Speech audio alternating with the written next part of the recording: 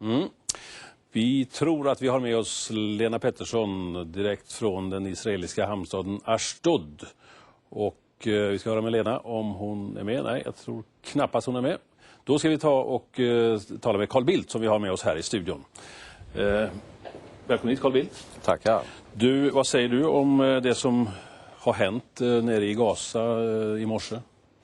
Nej, vi har ju, inte minst genom den Europeiska unionen, mycket kraftigt fördömt våldsanvändningen. Det är ingen tvekan om att det är ett övervåld oavsett vad som föregick detta. Det är dessutom ett ingripande från Israels sida som har skett på internationellt vatten. Man har ställt sig utanför den internationella rätten från Israels sida, vilket gör det hela extra allvarligt. Och det vi har krävt, vi har fått med den Europeiska unionen på det kravet. Jag hoppas nu att FN:s säkerhetsråd, när de sammanträder senare i natt, ställer sig bakom kravet på en omedelbar, en snabb och en oberoende utredning för att klarlägga exakt vad som har inträffat. Och så får vi sen gå vidare med det exakta ansvars, vilka konsekvenser som detta ska få. Det är ett övergrepp. Har Israel brutit mot folkrätten? Alldeles entydigt. Stanna kvar här Carl Bildt, vi ska prata lite mer med dig. Men nu har vi kontakt med Lena Pettersson direkt ifrån Ashdod. Hallå Lena, vad är senaste nytt som du kan berätta nerifrån Israel? Alltså överhuvudtaget idag så har det varit väldigt svårt att få säkra uppgifter och få bekräftelse, och så är det fortfarande. Fortfarande rör sig dödstalet mellan 10 och 19 döda och samma med antalet skadade, mycket osäkert. Men det tycks i alla fall nu så inte finnas några svenskar bland de skadade och döda. Och vi vet att 5 av svenskarna av de 11 svenskarna ska jag säga, är välbehållna. Däribland författaren Henning Mankell och riksdagsledamoten Mehmet Kaplan. Och det lär vara så att 4 svenskar också har förts 10 mil härifrån Ashdod till ett fängelse i Beersheba. Du Lena, vilka reaktioner har du mött idag bland israeler och palestinier på det som har hänt i natt? Kraftiga reaktioner på bägge håll, men förstås av helt olika slag. Här i Israel så är man som alltid när Israel upplevs hotat utifrån, som i det här fallet, när världen upplevs stå emot Israel, så enar man sig väldigt kraftigt. På flera ställen spontana demonstrationer till stöd för israeliska militären. Runt om i Mellanöstern reaktioner av ett helt annat slag, demonstrationer. Imorgon är det utlyst generalstrejk bland de palestinier som bor i Israel. Allvarligast kanske sprickan med Turkiet, där Turkiet idag har kallat hem sin Israel-ambassadör. Alltså det var mer än 40 olika nationaliteter i den här konvojen, och det är ju upp till Israel nu att förklara för 40 olika ambassader och 40 olika nationer världen över hur och varför man gav sig ut på internationellt vatten och grep de här aktivisterna. Vet man någonting Lena om vad Israel kommer att göra med de aktivister som fanns på de här båtarna? Vad kommer hända med dem? Ja, där har det varit ganska klart besked, nämligen att man kommer ge dem 2 alternativ. Antingen att frivilligt låta sig deporteras, och då kommer det bli en ganska snabb affär att Israel ser till att bli av med de här aktivisterna. De som inte går med på detta kommer att sättas i häkte och så småningom bli föremål för åtal och domstolsförhandlingar. Och brottet det då handlar om, uppgav man idag, är att illegalt ta sig in i Israel. Men hur exakt man ska åtala folk för det när det faktiskt är israelisk militär som har fört in aktivisterna i Israel, eftersom gripandet skedde på internationellt vatten, det kunde man idag inte förklara från israeliska utrikesdepartementet. Du Lena, hur beskrivs de här aktivisterna från israeliskt håll? Det är också en ganska entydig bild. Hamas-sympatisörer är ett ord som används regelbundet när man talar om den här konvojen. Israeliska utrikesdepartementet nämnde idag Al-Qaida i samband med den här konvojen. Israelisk tv rullar nu hela tiden de filmer som israelisk militär uppgavs ha tagit av bordandet, där man ser hur israeliska soldater slås ner med järnrör när de tar sig ombord på båtarna. Så att i Israel idag så är det säkert många som har känslan att Israel har avvärjt inte bara en provokation utan också ett rejält säkerhetshot. Tack så mycket Lena Pettersson, med oss direkt ifrån Ashdod i Israel. Vad säger du Carl Bildt när du hör det här som Lena berättar? Är du förvånad? Nej, Den bilden stämmer exakt med den bild som jag har. Och jag tycker att det som Lena Pettersson säger, det stödjer ju hur viktigt det är att vi får internationellt stöd för kravet på en oberoende utredning. Det handlar om att övertyga Israel självt om att det man har begått är ett folkrättsbrott och att det här inte kan fortsätta. Det är negativt för Israels anseende, det är negativt för fredsmöjligheterna. Det visar att man bedriver en i grunden alldeles omöjlig politik i Gaza-frågan, och det måste de ändra. Israel säger ju, Carl Bildt, att de agerade i självförsvar här.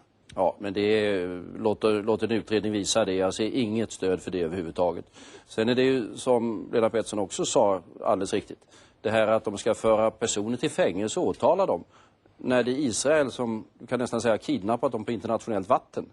Det är för mig alldeles obegripligt hur den ekvationen ska gå ihop. Ja, de utvidgade ju sin säkerhetszon här i Israel och tyckte att de kände sig hotade av det här. Det har inget stöd i folkrätten överhuvudtaget. De har rätt att göra inspektioner på israeliskt territorialhav. Men det här, och det har de själva gått med på nu, det skedde på internationellt vatten. Det har de ingen jurisdiktion överhuvudtaget. Hur man ska inte ens om de känner sig hotade, menar du? Inte ens om de känner sig hotade. Och känner man sig hotad av det här, det går inte att säga att detta var något hot. Och vad man ska åtala människor och sätta dem i fängelse för, det är för mig alldeles obegripligt. Och det har vi ikväll framfört mycket tydligt till den israeliska ambassadören här i Stockholm. Vi ska återkomma strax till dig, Carl Bildt. Vi ska också konstatera att det har varit en hel del reaktioner här hemma kring det som har hänt utanför Gazas kust. Detta är ett agerande av mördare. Och de gör det i strid med internationell lag, i strid med det internationella samfundet. Och de sätter sig över alla lagar och regler. Det är orimligt.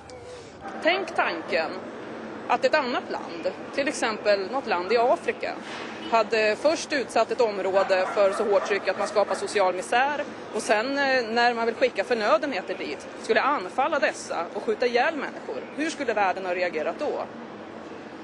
En kraftig markering, en snabb reaktion från Sverige och EU är just vad oppositionen kräver. Jag tycker det är ett fullständigt rimligt krav att kräva en suspendering av EUs handelsavtal med Israel.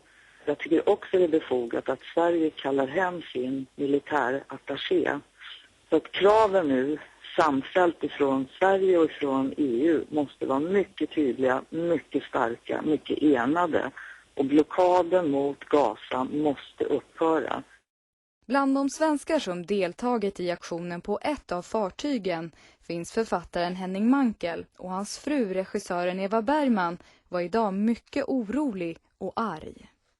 Det är fruktansvärt, det är helt ofattbart.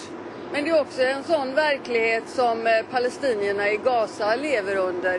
Gaza är ju världens största utomhusfängelse. 1,5 miljoner palestinier lever utan några som helst rättigheter. Så det här är ju en vardag för dem. Jag utgår ifrån att vår utrikesminister och EUs utrikesminister, som båda har uttryckt stöd för vår humanitära aktion och som båda har kritiserat Israels illegala blockad, att de nu kräver av Israel att de släpper våra fartyg, vår last och våra passagerare fria så att de kan fullfölja sin resa mot Gaza. Ja, vad säger du, Carl Bildt, om det Mikael Löfgren säger här? Det har vi självfallet krävt. Vi har krävt att de som så vill ska kunna få återvända hem så snabbt som möjligt. Det har varit läkarundersökning för vissa av dem, det kan väl anses vara rimligt. Och också att fartygen ska släppas. Det är rätt elementära krav.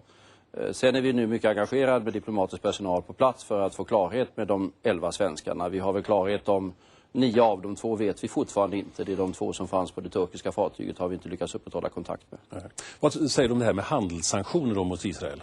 Det tror jag är ett krav som skulle isolera Sverige snarare än Israel. Vi arbetar för att få en så bred och så stark internationell reaktion som möjligt. Från den Europeiska unionen, och det har vi talat med Catherine Ashton, eller var i kontakt med det mycket tidigt idag på morgonen. Vi tog initiativ till ett möte mellan ambassadörerna i Bryssel. Det blev ett mycket starkt uttalande enligt de riktlinjer som vi hade föreslagit.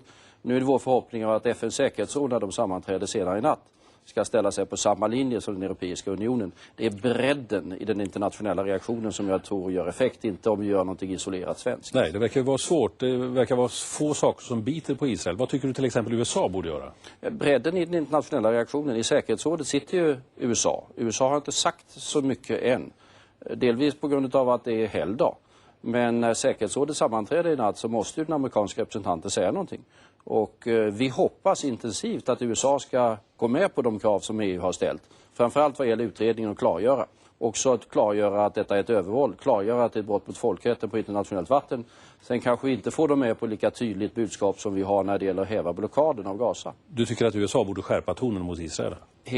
Jag hoppas att säkerhetsrådet kommer att vara lika tydligt i reaktionen gentemot Israel som Europeiska unionen har varit idag. Tack så mycket Carl Bildt för att du kom hit.